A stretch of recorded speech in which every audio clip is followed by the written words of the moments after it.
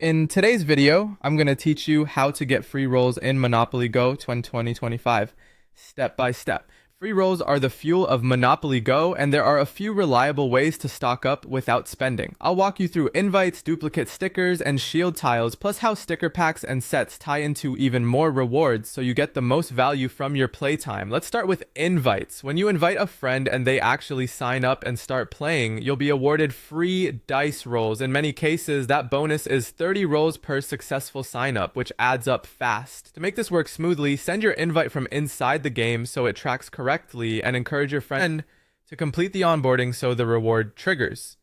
After they join, open your in-game inbox or reward center to claim the rolls. They don't always apply automatically. If you're inviting several people, space them out so you can use the extra rolls strategically during events when rewards are boosted. Next, duplicate stickers are your steady drip of free dice. You'll earn sticker packs by progressing through goals, limited time events, and tournaments. When you open packs, duplicates are almost inevitable. Don't let them sit in your album. Exchange duplicates for rewards, which often include free dice rolls. Check the sticker exchange menu regularly and claim as soon as you meet the requirements.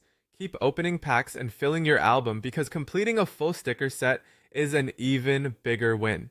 Finishing a set grants a bundle of rewards, typically combining free dice rolls with in-game cash, which accelerates your overall progress. If you're close to finishing a set, prioritize packs that can drop the missing stickers and time your openings during active events for maximum efficiency. Finally, shield tiles can quietly generate extra rolls. Shields protect your board from attacks, and you can only hold a limited number at a time. If you land on a shield tile while your shield meter is already full, the game converts that landing into bonus dice rolls. The simple trick is to keep your shield meter topped up whenever possible. That way, any shield tile you hit becomes a small roll refund instead of a wasted pickup. You can't control every landing,